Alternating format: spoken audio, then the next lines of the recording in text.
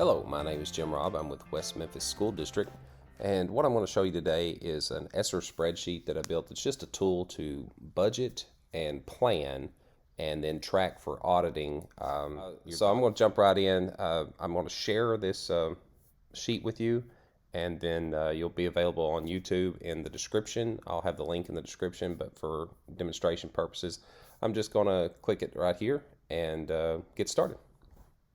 So here's the link that you'll find in the YouTube video description that will be this tutorial video. And you just click it and that'll open up here. So we're done with this. And you'll have a view like you see here.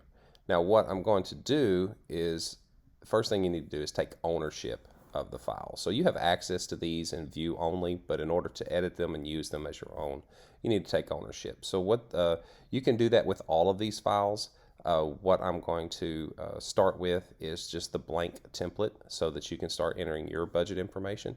So if you'll just right click and make a copy, it will copy it to the root of your drive. All right, so if I went to, you can click show file location and it'll take you right there, or you can go to my drive and there it is. So what I'm going to do is I'm going to create a new folder, just call it ESSER. So you can put other files in there. These are for ESSER funds. And before I move this file in there, I'm going to rename it. And so right click rename. And here is where you would enter your district name. So I'm just going to put my district for now.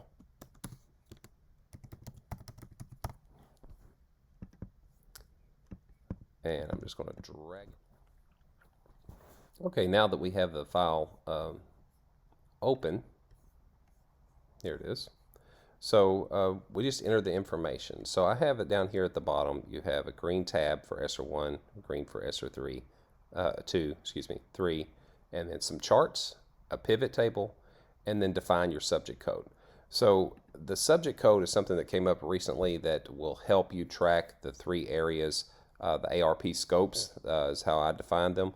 And the biggest most concern is addressing lost instructional time or loss of learning, because there's a 20% requirement with your ARP ESSER 3 funds to use that.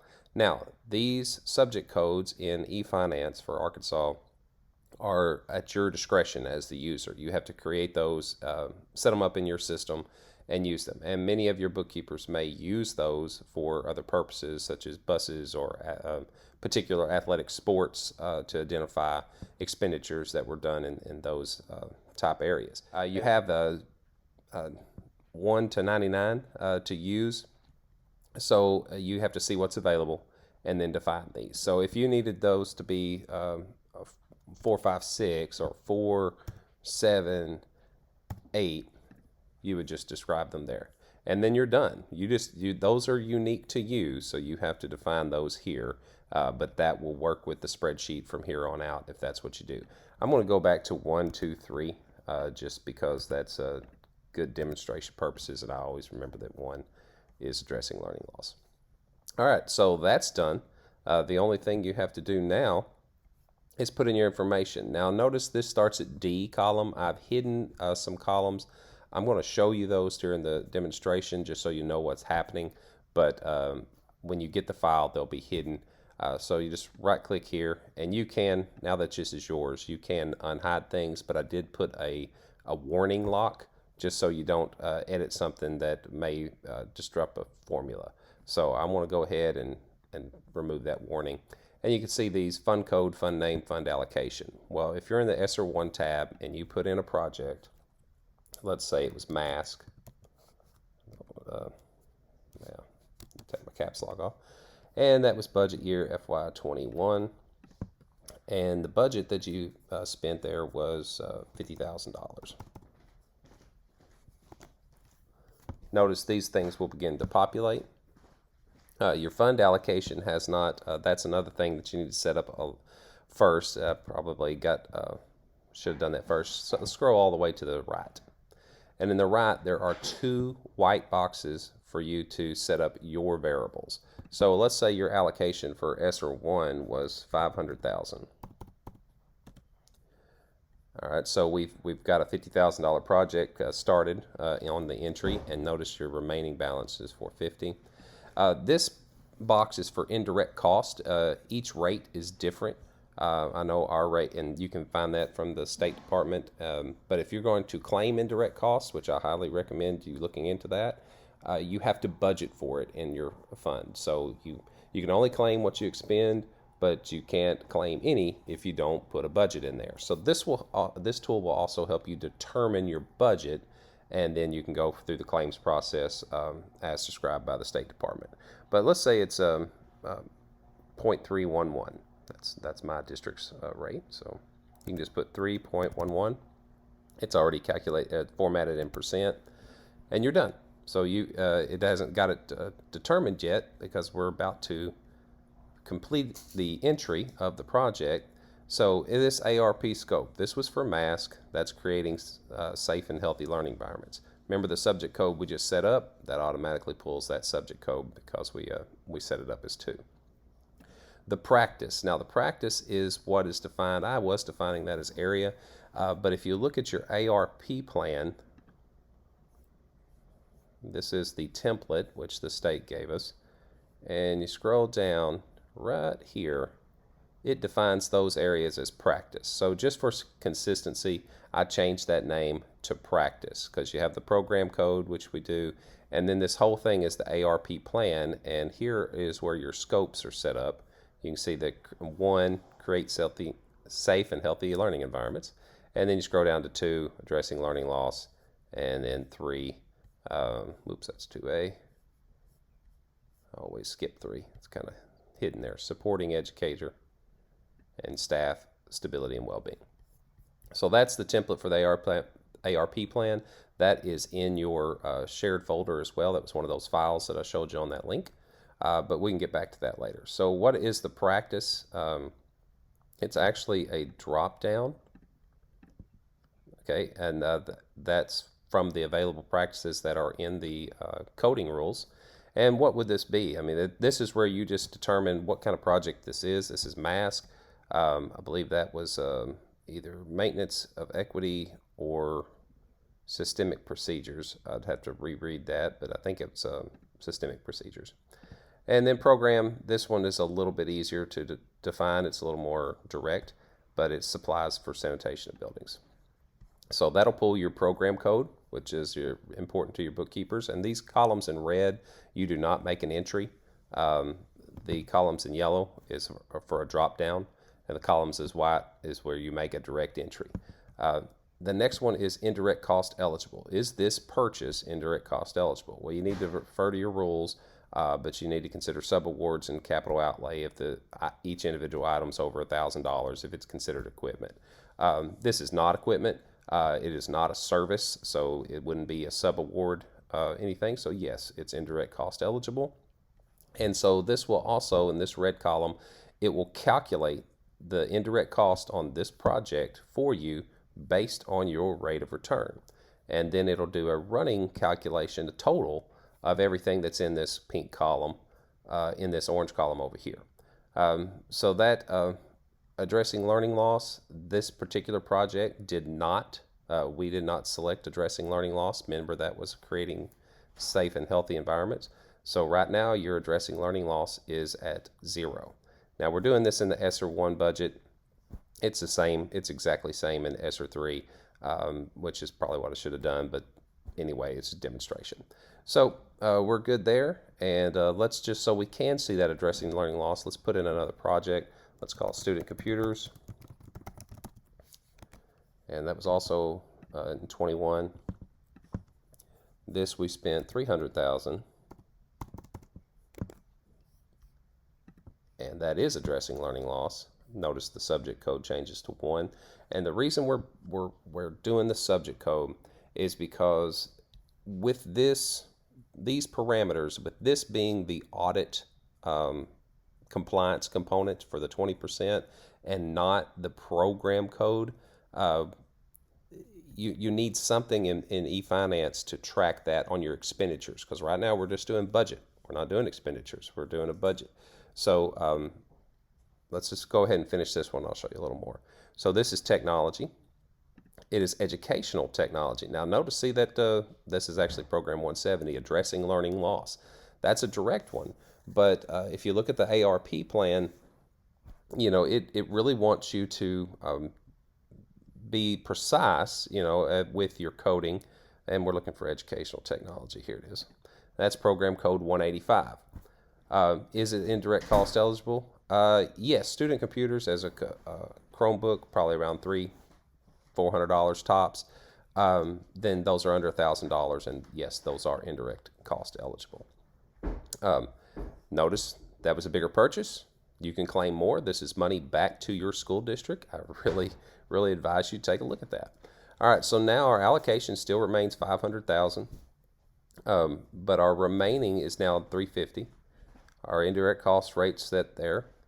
Now our indirect cost total is up to $10,800. But here's the big thing: since that purchase, that put us well over the 20% mark on addressing learning loss. So that's really how you use the sheet. You can put more items in there. You can do that for each budget, each one. They're exactly the same. And this is where you really need to put make sure you got the addressing learning loss. The spreadsheet is to keep track of your documentation for each purchase. And the way I do that is I have a justification template that you just answer the 3 questions that will be asked for audit for each purchase. I'll open it up in just a second, but we'll take ownership of it first. So I'm going to right click, make a copy. There we go. Just didn't do it the first time. Now if we go to the root of the drive, there it is. I'm going to rename it, and you need to make multiple copies of it, but and name it for the project. So I'm going to do that. You may have a folder just for your justifications. For now, we're just going to drag it into ESSER. Oops. And here are the questions that you'll need to answer. Number 1 is the project COVID related. Number 2, reasonable cost. And number 3, data to support the purchases necessary. So if you just fill that in, have a document, your invoices, your checks, your purchase orders, any bid requirements if those are necessary, then this would be a good place to store them. So you would just file save as or make a copy and name it. So let's say this is for student computers.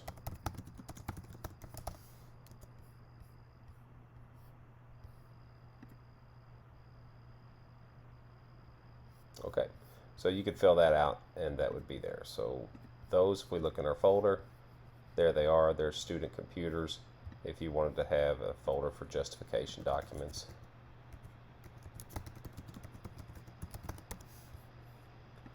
create that, drag all of those, your template, and each one that you make into there. And honestly, I like to make a folder for projects because that way I can dump the other documents such as invoices, POs, that sort of thing in the same folder.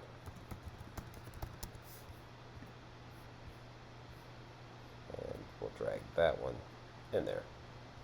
Alright, so now your structure is set up, and we would just go to our sample data and let's go to ESSER 3 because I have a student computers project there. And what I would do, kind of got ahead of myself, I'm going to link the folder for student computers to the project, and this is how I would do that. So first I'm going to go back to my folder, justification documents. I'm going to right click and get the link, get link of that folder. There it is. You own this file. Even though it's restricted, it's not necessary because you own it. So I'm going to copy the link. Done with that. I'm going to go back to my page, click on the project, find the hyperlink or insert link key on your toolbar, paste it in there. I use Control V or Command V if you're using a Mac. Hit apply, and now it's linked. So anything you dump in that folder will go back to that purchase. So if you get the information later, that's why it's good to use a folder rather than the individual file. And that's another way you can use this to store your documentation. Welcome back. This clip is going to show you how, with some data, more about the charts and the pivot table because I needed more data in there to demonstrate. So in order to do that, if you, I also is shared in that link. So we're done with this. In here, there is another, excuse me, sheet that you can copy and take ownership of. So I'm going to make a copy. Same process. Goes to you.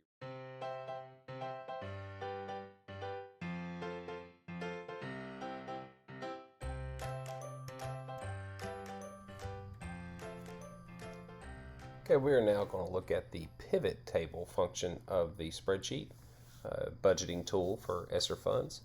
If you'll scroll over at the bottom and find the ESSER pivot just next to the charts, then you'll see we've got some slicers or filters that you can stack and choose, so you can filter more than one at one time to get more granular with your data. And the basic template of the basic layout of the pivot table is to show you your project and then to give the amount per program code per project, and then the total per program code, and then total per project. So you have that over here on the far right. This is very useful to communicate or to give something, print something out, or share with your bookkeeper, because that gives them some of the numbers that they need for total budget in more of a streamlined format for the information they have. So one thing you can do, like with fund name, is you can check, I just want to show ESSER 3 funds. Oops, clear and select. I was going to show you everything but ESSER 3 if I did it the other way. And then if I want to see out of ESSER 3, there's what I had in the different program codes and the totals and how much I've got budgeted in ESSER 3 at all. If I wanted to look at just a program code, which I can see that from the column 185, but I could just hit clear and just show 185. But I'm going to select all those again. And one thing that might be interesting is for the budget is I just want to see the yeses, so uncheck that, for indirect cost eligible. And there's your different projects that are indirect cost eligible for ESSER 3. If you wanted to select them all, it would show you your total through each fund. But if you could also filter by any of these. You could add slicers later if you want to. You just go to data and slicer, and that will help you create a filter. And that's how you use the pivot table. All right, so I have these were visible. Remember this, so you could see that these first columns, A, B, C. I'm going to hide those. If you also notice, I have all my formulas just to make it easier for a template in the top row, in the header row. And there's a formula where you can put basically if it's row 1, put in the name, that's what the text is, and then if it's blank, blah, blah, blah. And you can go through that and put what its entry for an array. That may be not what you're interested in, and that's okay. If you're interested in Google Sheets and some formulas for making templates or tools, I guess you'd say, rather than just a spreadsheet that you have to recreate each time, look through this. Take it and look through it. There's some more over here in subject code, and I look up, there's some hidden sheets, view hidden sheets. There's a list. That's basically where all the drop down information is contained. I created those lists from the ESSER coding I guess definition tables that were provided by the State Department. So that's how that's in our AppScan handbook, financial handbook. That's in there. But for user purposes, I'm going to hide these. So I'm just going to select those columns and hide. They are protected, like I said, but just with a warning lock. So you will have full control over this, and you can do whatever you want to. So I'm just going to hit OK. So it'll go ahead and finish that. And that's ESSER 1. Notice I already have some data in here, kind of some varying scopes and some prices, and I set up my indirect cost percentage. I have a different allocation for this one. Addressing learning loss, I'm good. I'm going to do the same for the ESSER 2. I'm going to hide these columns.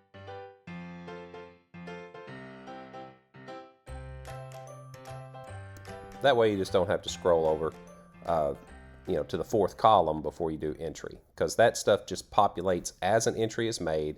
That line populates, and it has to do, if you want to build a Data Studio table from this, you need the allocation in the columns, not just over here in this variable box, in order for it to calculate and use that for running calculations. But that's Data Studio. Everything you can do that I'm showing you now, you can do in this sheet. I can share this sheet. You can make a copy. It's yours, and you don't have to learn another skill with Data Studio dashboards. But they're very cool, and I have a video out on those as well if you're interested. Just look on my YouTube channel, and it's Jim Robb, Google Data Studio. You'll find it. All right, so ESSER 3 budget, it's populated as well. Notice my allocation's a little different, and it's calculated indirect costs and everything that we went over in the first part of the video. But here's where the charts will populate. So this, I basically just made a rudimentary data dashboard, Data Studio dashboard, without Data Studio. I made it within the Sheets file so I could share it, so you didn't have to recreate it. So I've got them, each row, like this row is scope, and each column is the particular fund, ESSER 1, ESSER 2, ESSER 3. This is all information based on the data in the tabs in green. And I made the charts tab red so that you would know, there's no need to do any editing in this. This is kind of view only. I did protect the sheet, but the same as the others, I protected it just with a warning. So if you did want to make it changes, if you were comfortable with that, make a copy of it and make some different charts, go for it. Hope it helps. Down at the bottom, it just shows you the indirect cost budget per year if you do it per funding year. And that will just help you give information to your bookkeepers. So if you're a planner for, if you're responsible for the ESSER funds, but you're not responsible for the coding, this will help you communicate much better because they will understand the 6781, and they will understand program codes, and they will understand, indirect cost that they have to put in a budget.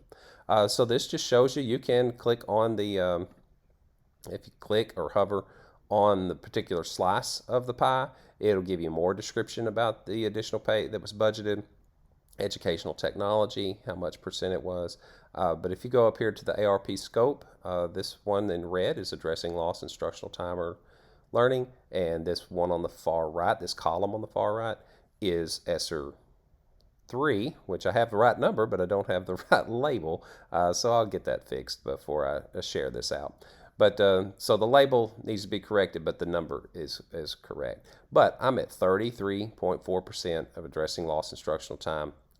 It's an excellent place to be. It's just got to be over 20 or 20 or higher. So that's it with the charts. I mean, you can kind of go through there. This is by practice, and we went over that. And this is by program code or program. I use the description, but you can define the codes for each of those descriptions by looking in the on your sheet. And then indirect costs is down at the bottom. Now, if I wanted to print this entire section, you just got to select the cells behind it and then go to the top. I held shift.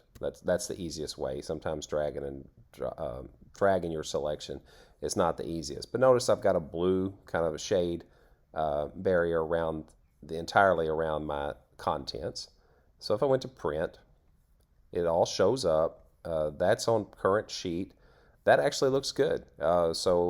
Because it's set on scale fit to page. But if it didn't, if you wanted to look better, you could just do selected cells, like if it was running off the page. And that's the charts. Now, this does not look like Data Studio data. So like I have some Data Studio charts. Also in the link, I've shared a sample of a Data Studio dashboard. This is what I use to link to the spreadsheet that I shared, and you're entering your data in. But this allows just gives you a better view and some more detail. But Data Studio you have to build. I can't share it, so I would if I could. But that's just a limitation of their software. But it's free software, and it's pretty amazing if you like data, if you like visualizations. All right, so I've got my scope area. I've changed that to practice to better align with the ARP plan. But that's the same area. And this one's set up much like the charts in the sheet. I have the scope in a column, the area in a column. This one is just ESSER 3. You could have a filter, that's what these yellow ones are, to identify your fund and put them all together if you'd like. And then here's the programs. And this is just a breakdown of the different programs. So how much per this is the description of the program, there's the code for the program, and there's the total budget that would be in that program. I like Data Studio. It's very easy to use. I have a video showing you how and some different applications that you might use it for, but you would just use your spreadsheet that you took ownership of to be your data source. So with all Data Studio dashboards, you have to have a data source. And so this is just an example. You may want to dive into that, and hopefully that'll help you out. It really helps me. Thanks.